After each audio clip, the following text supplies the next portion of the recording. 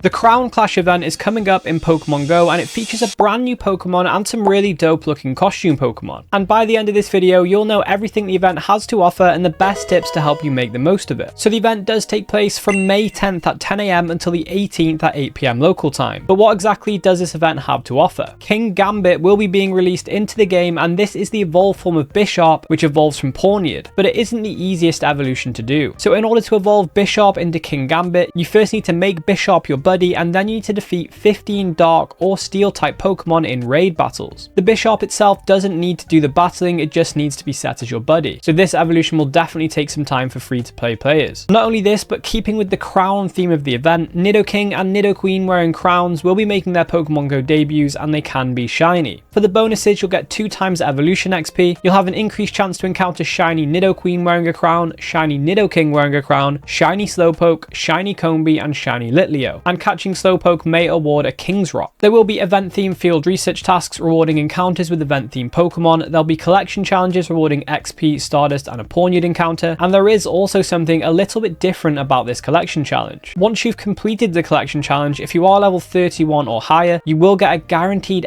XL candy each time you evolve a Pokemon. So if you are going to do any evolutions, I would wait until you get access to this bonus. There will also be event-themed Pokestops available during the event, but which Pokemon will be featured during the event? Well, in the wild, you will be able to encounter Slowpoke, Slackoth, Piplup, Combee, Snivy, Litleo, and rarely Pawniard. For the raids, in 1-star raids will be Sneasel, Clink, and Pawniard. In 3-star raids will be Nidoqueen and Nidoking wearing crowns. In 5-star raids will be Tapu Fini with legacy move Nature's Madness up until the 12th at 10 AM, and then the Lake Trio will take over in their respective regions. In Mega raids will be Mega Houndoom up until the 12th at 10 AM, and then Mega Gyarados will be taking over. In Max battles will be Max Bulbasaur, Machop, Beldum, and Grookey up until the 12th, and then Max Ghastly, Chansey, Drillbur, Darumaka, and Phalanx will be taking over. And just before we get into which event Pokemon are most worth focusing on, I do want to note that this event will have a second part to it in the form of a Team Go Rocket takeover, which I will be covering in another video, so keep an eye out on the channel for that. But with that said, which event Pokemon are most worth focusing on? Now, Slowpoke will be available, and it will be able to drop King's Rocks, so this will be a great time to get King's Rocks, which are generally pretty rare to get. Usually they are very rare drops from spinning Pokestops, and it's also a possible item from the guaranteed item you get from a 7-day Pokestop spin streak. It is amongst a lot of other items that can drop from this streak though, so it is quite tricky to get this specifically. So for this reason, if you do need King's Rocks, it's well worth catching any Slowpoke you see, because we don't know what the drop rate will be like yet. But what do you need King's Rocks for in Pokemon Go? Well, they are used to evolve Slowpoke into Slowking along with 50 candy, and it's also required to evolve Poliwhirl into Politoed along with 100 candy. Unfortunately though, in terms of meta relevance, Slowpoke's evolutions don't really have much, but the Galarian Slowbro and Galarian Slowking have historically seen a decent amount of play in the Psychic Cup, so it could be worth holding on to some of them for that. We do also have Slackoth available, and Slacking is a decent gym defender, so worth it if you need any of those. For Combee, this Pokemon doesn't have any meta relevance, but it is a Stardust boosted Pokemon that instead of 100 Stardust per catch like a normal Pokemon, it will give 750 Stardust per catch. And in rainy weather and a Star Piece, that will be 1406 Stardust per catch. So this Pokemon is always worth catching when you see it. Worth noting as well that the male version of Combee can't evolve, but the female can, and you only have around an 1/8 chance of finding a female version, so worth hunting it if you need Vespiquen for the Pokedex. Also, with the female being so rare compared to the male version, shiny Vespiquen is actually a pretty tough shiny to get, so worth bearing that in mind because Combee will have a boosted shiny rate during this event. Snivy is worth picking up for Go Battle League, where its evolution superior is ranked 73 in the Great League with 0, 10, 15 IVs, and in the Ultra League it's ranked 107 with 10, 14, 15 IVs, so a good time to get this Pokemon for the Great League in particular, with wild Pokemon having no IV floor. Litleo doesn't have any meta relevance, but it is a shiny boosted Pokemon during this event, so a good time to hunt both the male and female shinies for Pyroar. And the rare wild encounter will be Pawniard, and it's a great time to catch this Pokemon and get some candy for it, because before this event it was mostly locked to 12-kilometer eggs, which are very time consuming to hatch, and these eggs have quite a large pool of potential Pokemon that can hatch from them, so getting a Pawniard historically hasn't been that easy. And with Pawniard being in the wild, if you are looking for Mesprit specifically, or any specific Pokemon for that matter, you can use the Pokedex alert feature to get notifications when the tracked Pokemon is nearby. And for its new evolution Kingambit, will it be any good in Pokemon Go? Well, it is a Steel and Dark type, meaning it is weak to fire and ground type attacks, and it has a double weakness to fighting. It maxes out at 4086 CP, it has 238 attack, 203 defense, and 225 HP. With its current moveset, it will be within the top 20 for the Steel type attackers, so not bad but nothing special. And in Go Battle League, it seems like it'll be fairly decent in some of the leagues, but again, not meta breaking.